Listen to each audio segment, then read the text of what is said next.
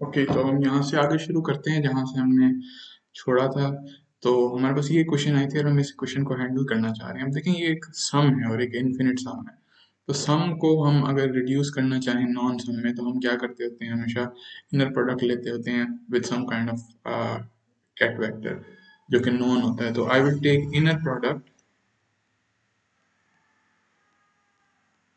With K, यानी ये भी एक आइगन स्टेट है, इसके साथ मैं इनर प्रोडक्ट ले रहा हूँ। ये जो मेरी पूरी इक्वेशन है, ये let's call it one. Equation one का मैं इसके साथ इनर प्रोडक्ट ले रहा हूँ। तो इनर प्रोडक्ट लेने से क्या होता है कि क्रोनेकर डेल्टास बन जाते हैं और फिर हमें उम्मीद होती है कि समेशन साइंस खत्म हो जाएंगे। तो अगर ये देखिए सी एन भी कॉन्स्टेंट्स हैं, कॉन्स्टेंट नहीं मतलब नंबर्स हैं, ई एन ऑफ टी ये भी एक नंबर है। तो वो के आके सीधा का सीधा एन के साथ जो है वो इनर प्रोडक्ट में आएगा। और इस तरह दूसरी तरफ, लेकिन हम इस तरह नहीं कर सकते क्योंकि दूसरी तरफ हमारे पास है C N A to the minus I E N T over H bar. अब ये सारे तो नंबर्स है, लेकिन एच एक ऑपरेटर है, तो हम मुझे इसको लिखना पड़ेगा के एच प्राइम टी और फिर मुझे करना पड़ेगा एन। ठीक है, और इसको मैं शॉर्ट हैंड नोटेशन में कहूँगा एच प्राइम के एन। ठीक है, तो ये इनर प्रोडक्ट है, एवरेज एक्सपेक्टेशन वैल्यू है के की विद जो कि के और एन के अंदर ब्रैकेटेड है। अब ये जो के और एन है ये मिलकर बनाएंगे क्रोनेकर डेल्टा। तो इनकी जगह मैं क्या लिख सकता हूँ, के और एन की जगह मैं लिख सकता हूँ यहाँ पर क्रोनेकर डेल्टा। यही होता है ना, कोई सी भी दो आइगन स्टेट्स का इनर प्रोडक्ट लो तो वो क्रोनेकर डेल्टा देते हैं। तो जब क्रोनेकर डेल्टा और समेशन आता है तो क्रोनेकर डेल्टा की इंडेक्सिटी प्रॉपर्टी होती है कि जहां जहां एन इंडेक्स होती है वो उस एन इंडेक्स को खा जाता है और के इंडेक्स लगा देता है। और उस के इंडेक्स के बाद क्या होता है कि हमारे पास क्रोनेकर डेल्टा जो है वो समेशन भी खत्म कर देता है। तो यहाँ पे आ जाएगा माइनस आई ई के टी ओवर एच बार, और क्रोनेकर डेल्टा और समेशन जो है हमारे पास वो खत्म हो जाएंगे। और यहाँ पर क्योंकि सम खत्म नहीं हो सकता क्योंकि इधर क्रोनेकर डेल्टा नहीं बना, तो ये बनेगा C E to the minus I N T over H bar H prime K N. ठीक है, तो अब मैं e to the minus I K को भी दूसरी तरफ ले जाऊंगा और आई एच बार से डिवाइड कर लूंगा, तो यहाँ मेरे पास सिर्फ c के डॉट बच जाएगा, ये होगा one over I H bar. और e जब दूसरी तरफ जाएगा तो ये हो जाएगा e to the I, e के तो इसका माइनस प्लस हो जाएगा, और summation n C N E to the minus I E N T over H bar H prime K N. तो इधर हमारे पास इस तरफ ये चीज बन जाएगी। ठीक है, और ये जो एक्सपोनेंशियल्स हैं इनको मैं आपस में ऐड करके लिख सकता हूँ। तो इन दी एंड जो हमारे पास कोई चीज बनेगी वो बनेगी सी डॉट के, और अब मैं यहाँ टी लगा देता हूँ, ये टी का फंक्शन है, ये one over I H bar और summation N C N E to the आई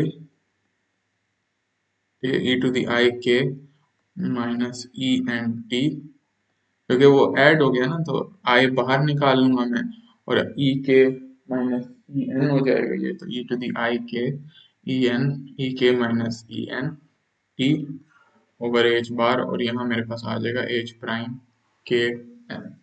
ठीक, तो अब मुझे सी एन चाहिए, मुझे सी केस नहीं चाहिए, मुझे सॉरी सी के डॉट्स नहीं चाहिए, मुझे सी केस चाहिए, मुझे इनके डेरिवेटिव्स नहीं चाहिए। लेकिन उससे पहले ना हम पर्टर्बेशन थ्योरी अप्लाई करेंगे, हम पर्टर्बेशन थ्योरी अप्लाई करेंगे और इसको सी डॉट की जगह मैं अब लिख रहा हूँ डी बाई डी टी। हम पर्टर्बेशन थ्योरी इस तरीके से अप्लाई करेंगे कि हम कहेंगे कि एच के एन, यानी एच जो है अगर वो बहुत स्मॉल है तो एच के एन भी बहुत स्मॉल हो जाएगा, कि इसको मैं के लैम्डा एच प्राइम एन लिख दूंगा, यानी ये लैम्डा मैंने खुद इंट्रोड्यूस कराया है। तो lambda is an introduced parameter, is an introduced parameter। तो इसकी पावर्स में ना हम cns को एक्सपेंड करेंगे, जैसे हमने पहले डिजेनरेट, अगर आप non degenerate time independent theory किया तो उसमें भी हम ऐसा करते हैं, यानी हम एच प्राइम के एन को लिखेंगे lambda H prime K N. ठीक है, और लैम्डा हम कहेंगे कि स्मॉल है ना, हम कहते हैं हमारी पर्टर्बेशन स्मॉल है, हम कहेंगे कि ये जो लैम्डा है ये भी स्मॉल है, तो ये लैम्डा इसकी स्मॉलनेस को शो कर रहा है। और हम कहेंगे कि सी जितने भी है ना, सी के सी एन, इनको हम एक्सपेंड कर सकते हैं, सी के को और सी एन को मैं कहूँगा कि मैं एक्सपेंड कर सकता हूँ। किस तरीके से, सी के को मैं एक्सपेंड कर सकता हूँ फर्स्ट ऑर्डर में सी के जीरो में प्लस लैम्डा सी के वन, यानी ये उसका सेकंड ऑर्डर है, प्लस लैम्डा स्क्वायर्ड सी के टू। ठीक है, सी के जीरो क्या है, सी के जीरो वो है जो इनिशियल स्टेट के थे, ये भी आप लोगों को बताता हूँ, ठीक है। तो मैं अब बस ये बात आप एक्सेप्ट कर ले कि मैंने सी के को एक्सपेंड कर दिया in terms of a small parameter lambda, जिधर सी जीरो के हमें नॉन होगा और फिर लैम्डा सी के वन हमें फाइंड करना होगा सी के टू। तो क्योंकि इसको ऐसे सॉल्व करना बहुत मुश्किल है इस इक्वेशन को, बिल्कुल एग्जैक्टली इसी तरह, तो मैं इसको एक सीरीज में, एक स्मॉल पैरामीटर की सीरीज में एक्सपेंड करूंगा। तो यहाँ मेरे पास जब मैं इसको इसके अंदर पुट करूंगा, और ये सारे सीज जो हैं ये टाइम के फंक्शन है, तो पहले मेरे पास आ जाएगा D C zero K by D T, इसके अंदर पुट करूंगा, plus lambda D C one K by D T plus lambda squared D C two K by D T plus and so on. और इसी तरह right hand side भी मेरी इसी तरह बनेगी, राइट हैंड साइड भी मेरे पास आएगा one over I H bar, ठीक है, समीशन एन। और सी एन भी इसी तरह होंगे, C N zero plus lambda C N one plus lambda square C N two, बस इसको यहीं पर रोक देते हैं, और साथ ई to the I E K minus E N T over H prime, और इसके साथ भी लैम्डा आएगा एच बार के एन, ठीक है, क्योंकि लैम्डा मैंने एच के एन को भी लैम्डा से वो किया, उसके इसके साथ भी परटर्बेटिव फैक्टर लगाया।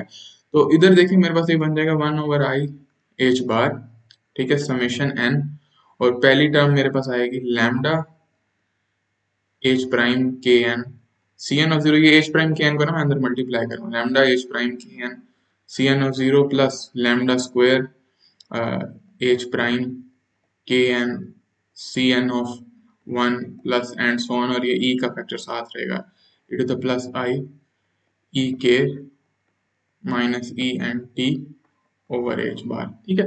अब हम कंपेयर करेंगे, तो कंपेयरिंग कोएफिशिएंट्स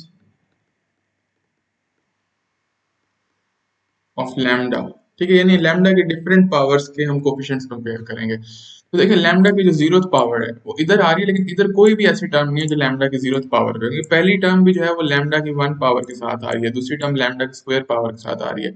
तो पहली जो हमारे पास चीज आ जाएगी वो तो हमारे पास आ जाएगी डी सी के जीरो, ये हमारे पास आ जाएगा D C K zero by D T is equals to zero, यानी अप टू फर्स्ट ऑर्डर जो हमारे सी के जीरो वाले जो कांस्टेंट हैं, जो जीरो ऑर्डर कांस्टेंट्स हैं, जीरो ऑर्डर जो कोफिशिएंट्स हैं, ये कांस्टेंट्स हैं, ठीक है, ये कांस्टेंट्स हैं। और टाइम टी इक्वल जीरो पर जो कांस्टेंट्स की वैल्यू होती है, तो at at T equal zero, हमने कहा था कि हमारा जो वेव फंक्शन है साइज जीरो, वो इन्हीं पर डिपेंड कर रहा है, यानी सी एन जीरो वो होता है समेशन सी एन एन था ना वो, तो टाइम टी इक्वल जीरो जब कोई एक्सपोनेंशियल फैक्टर नहीं है, तो वो यही सी एन जो जीरो है, यही हमारे पास सी एन जीरो का काम कर रहे हैं, ठीक है, ये हमारे इनिशियल कोफिशिएंट्स हैं, ठीक है।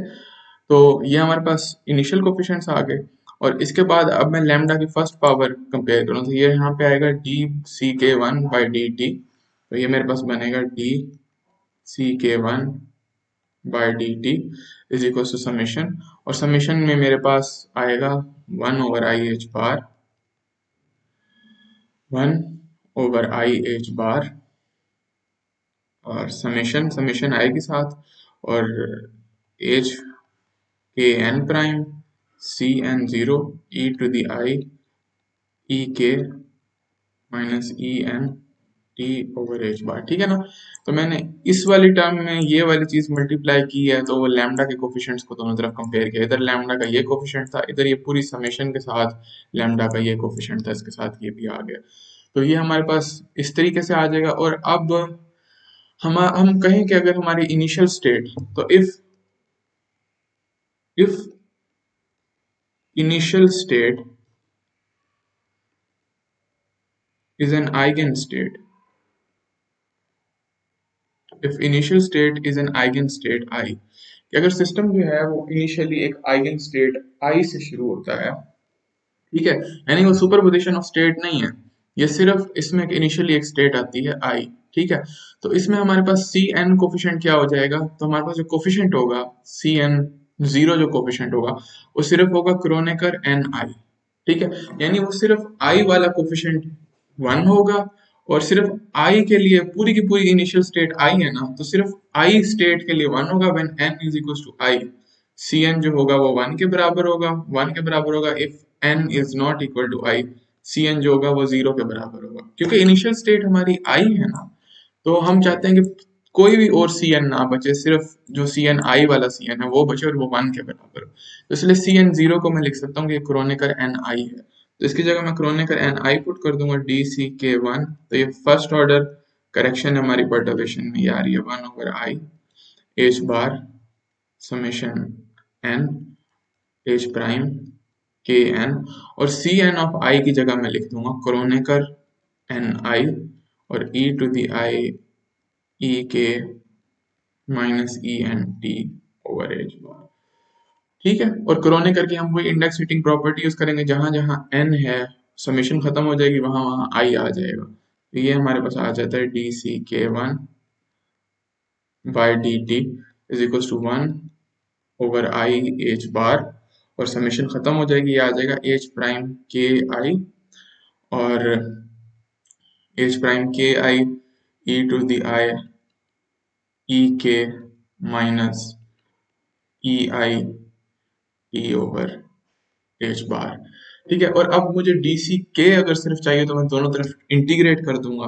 तो मैं अगर दोनों तरफ इंटीग्रेट करूं तो मुझे सिर्फ सी के वन मिल जाएगा। तो सी के वन होगा one over I H bar integral from zero to T, क्योंकि मुझे टाइम में चाहिए ना ये फंक्शन। तो one over I H bar integral from zero to T E to the I E K minus E I T over H bar, और H के आई होगा के एच आई। ठीक है, तो ये हमारा जो कोफिशिएंट है हमें वो मिल गया सी के वन, मतलब फर्स्ट ऑर्डर करेक्शन हमें मिल गई है हमारे जो परटर्बेशन है उसके अंदर, जो हमने नया जो उसके अंदर इंट्रोड्यूस किया उधर से हमें फर्स्ट ऑर्डर से करेक्शन मिल गई है। ठीक है, और ये एच प्राइम है, तो और इसको ना मैं एक फ्रीक्वेंसी कह देता हूँ, E K minus E I over H bar को मैं एक फ्रीक्वेंसी कह देता हूँ, ये हो जाएगा C one is equal to one over I H bar zero to T, और ये बन जाएगी ई टू दी आई ओमेगा के आई टी, और फिर यहाँ पे आएगा के एच बार आई। ठीक है, और अगर मैं प्रोबेबिलिटी निकालना चाहूँ व्हाट इज द प्रोबेबिलिटी, तो अगर मैं first order up to first order अगर मैं प्रोबेबिलिटी निकालना चाहूँ, अगर मैं आपसे पूछूं कि व्हाट इज द प्रोबेबिलिटी, अब मैं निकाल सकता हूँ what is the probability that a system transitions from a state I to a state है। एक इनिशियल स्टेट से फाइनल स्टेट में ट्रांजिशन करने की प्रोबेबिलिटी क्या है आफ्टर अप्लाइंग द प्रोजेक्शन। तो प्रोबेबिलिटी ऐसे ही फाइंड करते हैं ना, अगर हमारे पास जो वेव फंक्शन हो वो साई ऑफ टी हो, जो जनरल वेव फंक्शन है, मैं उसके ऊपर अगर प्रोजेक्ट कर लूँ मेरी फाइनल स्टेट, तो मुझे प्रोबेबिलिटी मिल जाएगी कि इनिशियल स्टेट आई से इनिशियल स्टेट एफ तक जाने की जो प्रोबेबिलिटी है वो क्या है। तो ये मेरे पास प्रोबेबिलिटी ऑफ टी आ जाएगी, और इसका प्रोबेबिलिटी में क्या करते होते हैं, इसका स्क्वायर लेते होते हैं। ठीक है, तो ये मुझे पता है कि ये एफ है। ठीक है, और साई ऑफ टी को मैंने आप लोगों को खुद बताया था कि हमने एज्यूम किया था कि साई ऑफ टी है सी एन ऑफ टी। ठीक है, ई टू दी माइनस आई, और फिर हमारे पास आता है जी ई एन ऑफ टी, और फिर हमारे पास आता है एन और इसका स्क्वायर। और अगर हमारे पास जो इनिशियल स्टेट है वो आई होगी, तो हम इसका कोफिशिएंट कौन सा निकालेंगे, वैसे ये करके देख लेते हैं। तो हमारे पास यहाँ आ जाएगा ये देखें, ये बीच में तो कांस्टेंट है summation C N of T और E to the minus I E N of T over H bar भी आना था, E N of E N T over H bar, और यहाँ मेरे पास आ जाएगा एफ और एन आ जाएगा इसका स्क्वायर। ठीक है, और एफ और एन मेरे पास क्या दे देंगे, summation N C N T E to the minus I E N T over H bar, और यहाँ मेरे पास एफ एन क्या दे देंगे, क्रोनेकर एफ एन दे देंगे। ठीक है, तो इसका स्क्वायर, और क्रोनेकर की वजह से ये पूरी जहां जहां एन है वहां वहां एफ आ जाएगा, और ये पूरी खत्म हो जाएगी समेशन। तो ये हो जाएगा C F T E to the minus I E F T over H bar. लेकिन क्योंकि ये इस चीज का स्क्वायर है तो ये पूरी चीज वन दे देगी। जब आप इसका कॉम्प्लेक्स कॉन्जुगेट लेके इसी से मल्टीप्लाई करेंगे तो ये पूरी चीज वन दे देगी और आपके पास आ जाएगा C F of T zero.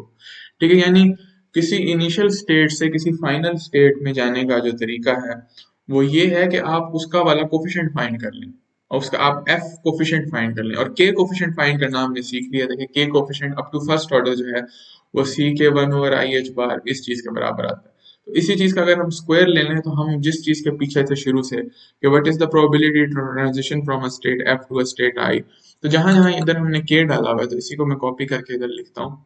तो जहां जहां बस के है वहां वहां हम एफ करके और इसका स्क्वायर ले लेंगे। ठीक है, तो जहां जहां के है तो वो होगा के की जगह ये, जहां जहां के है तो इधर भी मैं के की जगह एफ पुट कर दूंगा, इधर भी मैं के की जगह एफ पुट कर दूंगा और इधर भी मैं के की जगह जो है एफ पुट कर दूंगा और फिर मैं दोनों तरफ होल स्क्वायर ले लूंगा क्योंकि मुझे प्रोबेबिलिटी जो होती है वो इसका स्क्वायर होती है। अभी अभी हमने फाइंड किया है तो आई टू एफ जो प्रोबेबिलिटी होगी वो इस सी एफ का स्क्वायर होगी। तो ये वन ओवर आई एच बार से one over H bar square बन जाएगा हमारे पास, one over H bar square और फिर जीरो टू टी। ठीक है, और जीरो टू टी और यहाँ पे होल का स्क्वायर आ रहा है एफ एच प्राइम आई और E to the I E F minus E I over H bar T. और ये क्योंकि इंटीग्रल डी टी पर है तो ये डी टी प्राइम पर है। ठीक है, टी प्राइम कर दें क्योंकि हम जीरो से टी तक जा रहे हैं तो हम चाहते हैं कि इधर हमारे पास सारे टी प्राइम आ जाए।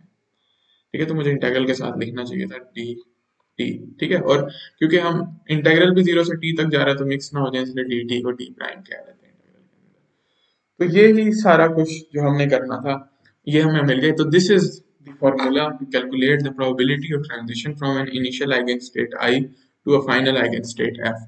तो ये हमारे पास ट्रांजिशन प्रोबेबिलिटी आ गई, यही हमारा रिजल्ट था और ये टाइम डिपेंडेंट परटर्बेशन थ्योरी का सबसे इंपॉर्टेंट रिजल्ट है।